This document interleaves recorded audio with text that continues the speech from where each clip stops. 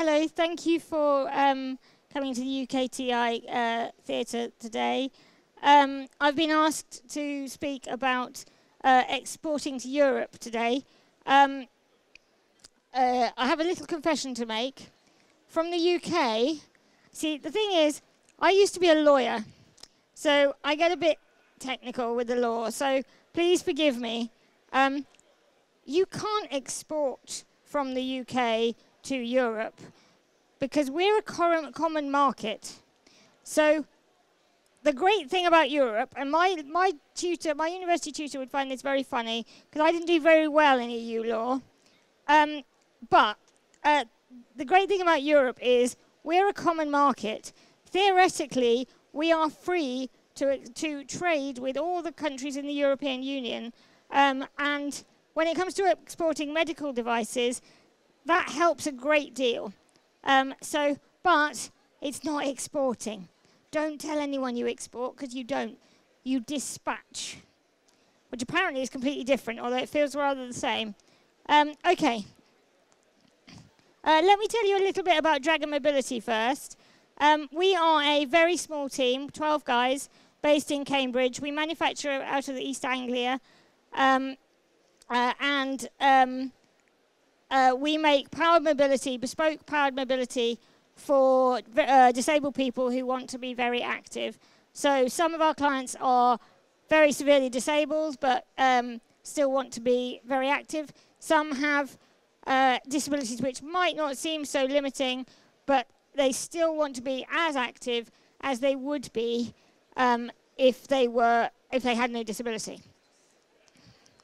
So our product is it's unique to each client's needs. It's made bespoke for the individual. So there's a lot of personal contact in it, in the product that we provide. It's more than the physical product. It's not something you can stick in a box and send.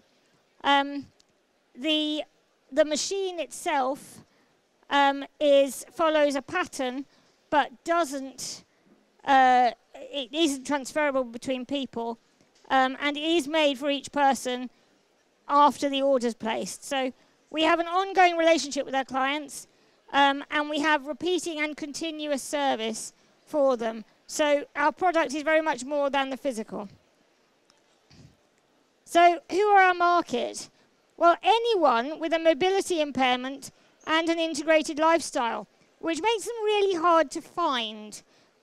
Because by definition, these people are dispersed around the entire population, and they're hiding because they spend lots of time with non-disabled people. So they're tricky to find, and they are dispersed evenly throughout the population.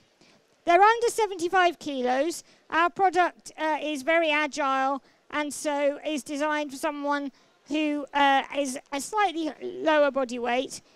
Fortunately, I discovered when I was researching these talks for this week that the average body weight of a human being in the world is 60 kilos. So there you are. We can cater to more than half of the population of the world. We estimate that 1 in 355 children in the UK could use what we do. So that's 1 in every primary school in the UK. And when you take a very, very conservative estimate of Europe, we think that's about 150,000 children in Europe who we could be reaching. And that's fewer than the UK, we think. So it could be considerably more than that. We could be wrong. But if we're wrong, it's more, not less. And then, obviously, 75 kilos, that's about 12 stone. That means there are plenty of adults like myself who we can cater to. So our market is large and dispersed, and hard to find. Okay. So when we come to crossing the channel, we have a few issues with that. The major one being the language barrier. What our product is, what our service is to listen and understand our clients' very detailed needs. So when you've got someone speaking a different, whose first language is different to your own, the nuances are hard to find, hard to understand. So that's something which challenges us. Standards of advice also, we're trusted by our clients. Now, if you don't understand the problem properly, you may not be able to give the right advice. So that's another challenge for us when we're selling to Europe. Prompt service. Within the UK, we have a standard that if a client becomes immobile, they should be mobile again within 48 hours, or a director of our company is informed so that they can explain to the client why there's been a delay, and there has to be a good reason. Language barriers is huge. It will stop people coming to us. It will stop us being able to express what we do. Travel and shipping costs. If we sell to somebody in Northampton, they need to come to us and our workshop in Cambridge. Not too difficult. If they're in Lille, then there's a Eurostar ticket. Same with shipping. We're looking at shipping parts and repair parts to people all over Europe. There's going to be an additional cost. And again, the continuity of the relationship. It's much, much harder to stay in contact with our client base when they are not physically in the country and they speak different languages. They don't even speak each other's languages. And then there's legal stuff. Sorry.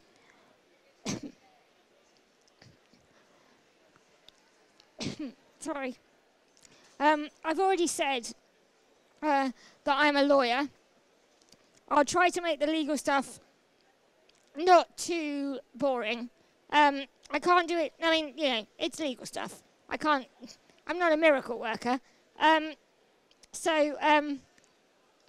and obviously I've already mentioned the EU, and I've already mentioned I'm not very good at it. So we'll work it out between us.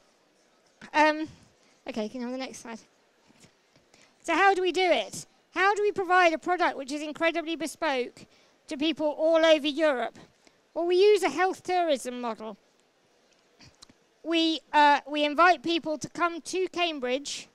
They come for assessment, and they come for final fitting. Our physical product is designed for the task. It's designed so that you don't need a specialist engineer to solve most of the day-to-day maintenance and servicing and any repairs that are necessary. So it's designed to be plug and play, which means that somebody in a farm in the south of France or a holiday resort in Spain, but that's not usually our UK clients, can solve the problem for themselves without us needing to go there. Not that I'd object to being flown to the south of France or Spain, but, you know, maybe on a day-to-day basis that might be quite difficult. So our clients come to see us a number of times. I've talked about the cost of travel to, between here and the mainland Europe. It's actually not too prohibitive. So our clients come more than once. It means that we can do the best we can to overcome the language barriers. We're not trying to communicate over Skype, over the phone, by email. We're face-to-face. We can demonstrate what we're talking about, and so can they. We're giving control to the client. Basically, we'd love to be able to create a centre in every country. We're not big enough for that, and thankfully our market isn't big enough to need that. So by giving control to the client will then get what they need, and they will tell us what they need, and they're motivated to achieve what they're looking for. Okay. Now, communication, I've touched on it loads already. Communication is key to selling in Europe. You can't possibly speak all the languages, but if you've got a team, for instance, we have a team of 12, within our team, we would look to have as many languages covered in that team as possible. Because actually in a small team, everyone's familiar with everything that goes on in the company. So if you've got a Spanish speaker who does the accounts, they still understand the product well enough to be able to help with the service call when you get that call from somebody who doesn't have their friendly English speaker nearby. You need to, I've mentioned it, I've just touched on it, you need to ask your client to nominate an English speaker right from the start. Explain to them that if they're buying from an English-speaking company and they're going to be traveling to the UK, they need somebody who speaks English to help them. They don't have to do it themselves, but they need somebody. So, and find out who that is so that you can tell them, you can say, look, could you get Raoul on the phone? I think it's time to get Raoul, because we're getting into, it's getting more complicated than we can deal with like this. Make sure you know who that person is. And if that person ceases to be part of their lives, make sure they nominate a new one. Technology is amazing. Most people find us through the internet. Communication technology, we all know what it can do. Skype, I've mentioned already, and for communicating with somebody where you've got a language barrier, Skype is so useful. You can show things, you can see their facial expression, you can see one another and see whether you're understanding one another. Also, write everything down. This is not the lawyer speaking, I must say. This is to do with being able to read back what's going on and translate slowly.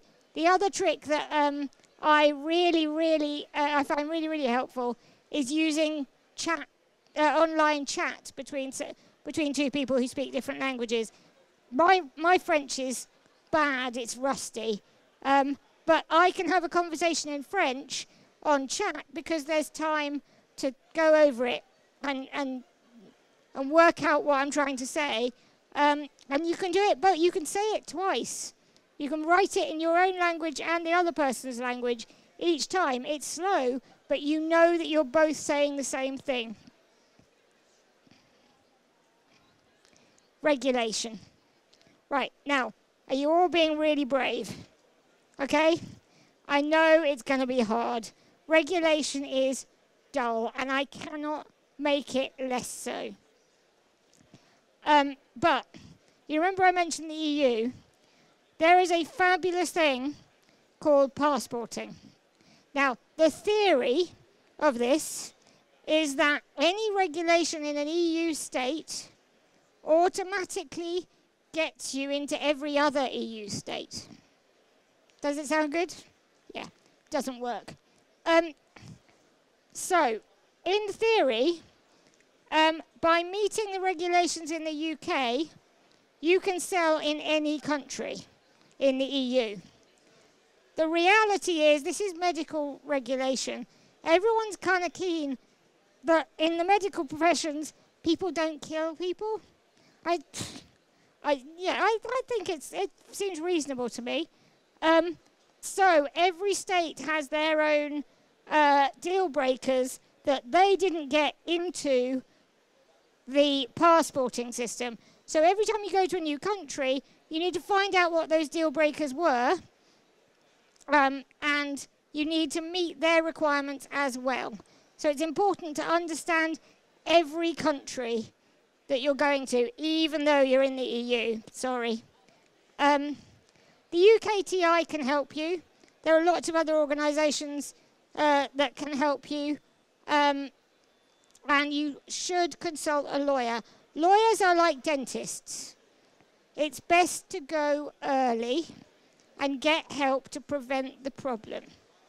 Nobody wants to clear up the mess afterwards. It's going to be much cheaper for you to consult your lawyer first so that your lawyer can tell you what not to do. And the best thing to do if you're selling into another country is to seek legal advice in that country. Again, language language is going to be an issue, but also legal systems are different. The French system and the UK system have an entirely different start to them. One is common law and one is civil law, and then it gets more different from there. It's really, really complex, and if you've got a lawyer who understands it, you're winning. Also, be ready to alter your product. Lots of those deal breakers will be specifications for the individual product. So be ready to have a German one, a Spanish one, a French one. We're really lucky because each product is bespoke. That's part of our assessment. What does your country require that this product does? And we make it do that. If you're going to be selling something more standard, you need to be ready to do that, even if it's on a countrywide basis. Okay. And it gets worse, I'm afraid. The next screen, taxation. You thought regulation was bad. Taxation is a whole lot worse. It's like rules and you lose money. I've already said, within Europe, get your terminology right, we are dispatching, not exporting. So, in theory, taxation should be fairly simple. VAT is EU-wide, so the VAT rules within the UK should transfer, and they are far better passported than the medical regulation ones. Because VAT is so wide-reaching across everything, all the European countries have made the VAT system work really, really easily and well. But tell your client to check. Your client is the one, if you're selling in this way, your client is the one who is taking responsibility for the product. So if there's any tax that's not going to be paid by mistake, your client is the one who's going to get into trouble. So you have an obligation. You don't have a legal obligation to pay the tax, but you do have a moral obligation to make sure the client's going to be okay, because your client won't thank you if you forgot to tell them about a tax that they owed. It puts their bill up, for a start, which makes clients unhappy. The tax man chases them, also makes them unhappy. And of course, there's the risk of criminal prosecution, which, if you've dropped your client in it, is not going to lead to a repeat sale.